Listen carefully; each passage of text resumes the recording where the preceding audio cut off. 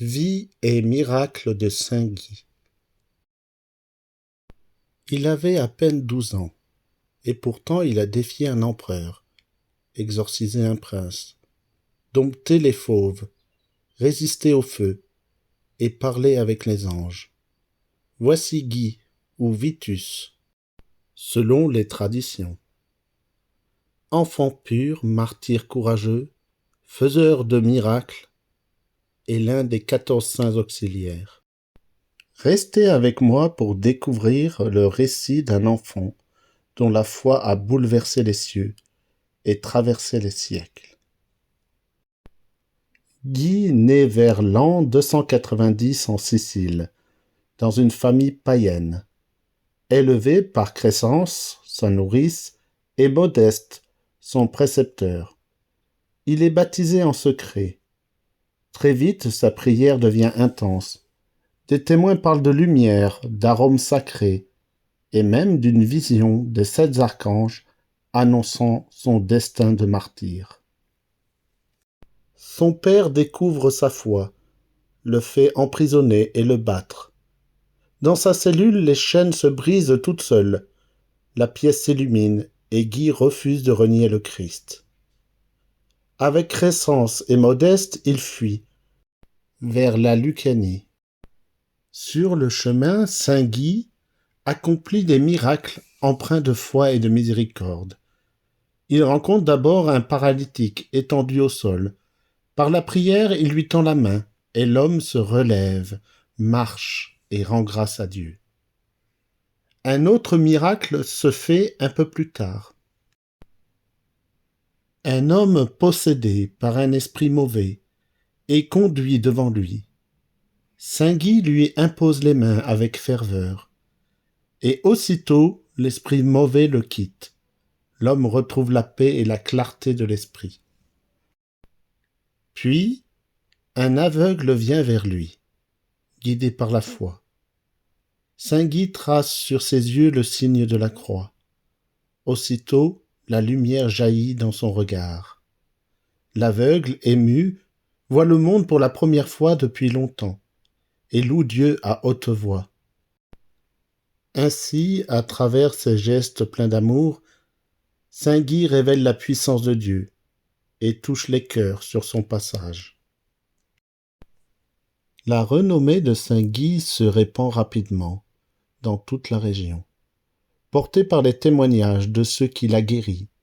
Sa sainteté et ses miracles arrivent même aux oreilles de l'empereur Dioclétien à Rome.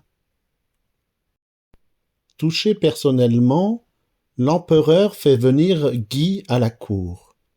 Son propre fils est tourmenté par un esprit mauvais que personne n'a réussi à chasser.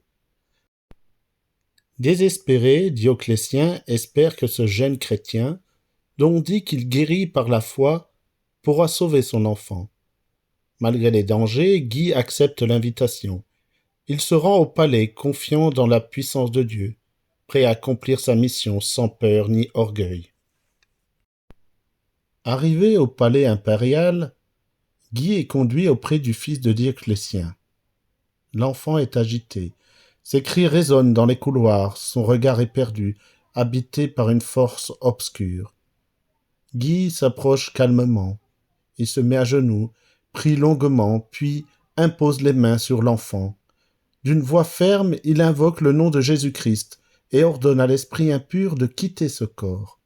Soudain, l'enfant se calme, ses traits se détendent, ses yeux retrouvent leur éclat. Il se redresse doucement, comme libéré d'un long cauchemar. Tous ceux qui assistent à la scène sont frappés de stupeur. L'empereur, bouleversé, remercie Guy, avec émotion. Mais lorsque ce dernier refuse de renier sa foi pour servir les dieux païens de Rome, Dioclétien change brusquement d'attitude. Sa gratitude laisse place à la colère. Malgré le miracle, il ne supporte pas qu'un jeune chrétien défie l'autorité des dieux de l'Empire. Il décide alors de le faire arrêter, avec sa nourrice Crescence et son précepteur Modeste. Commence alors une terrible série de supplices. On les jette dans une chaudière d'huile bouillante, mais ils restent indemnes. On les enferme avec des fauves affamés, mais les bêtes s'agenouillent devant eux. On les frappe, on les suspend, et pourtant à chaque tourment, des anges apparaissent pour les soutenir. Essuyer leurs blessures, apaiser leurs souffrances et leur murmurer des paroles de paix venues du ciel. Leur présence lumineuse rappelait que, même au cœur de l'épreuve, Dieu ne les abandonnait pas.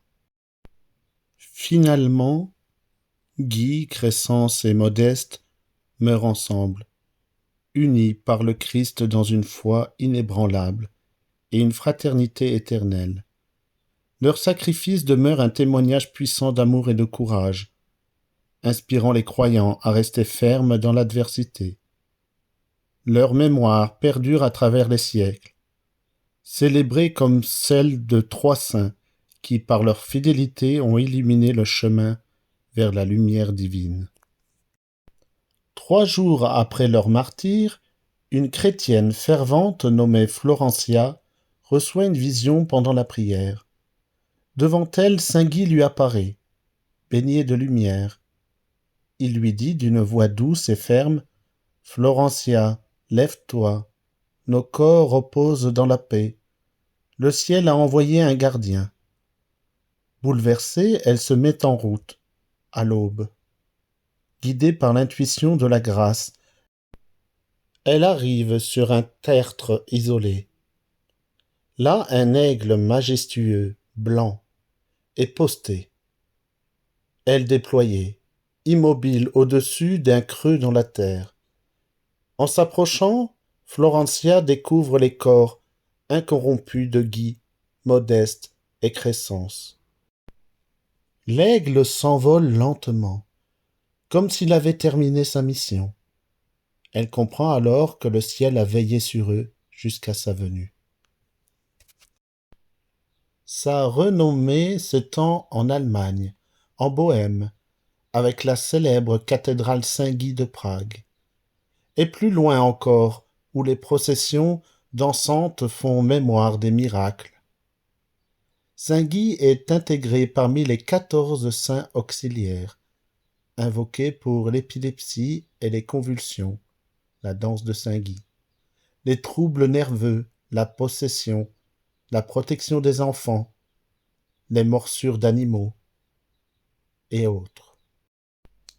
Si cette histoire t'a touché, si tu veux découvrir d'autres récits de saints, de miracles et de mystères du ciel, abonne-toi maintenant, active la cloche, laisse un j'aime et partage cette vidéo pour que le témoignage de Saint Guy continue d'éclairer les cœurs.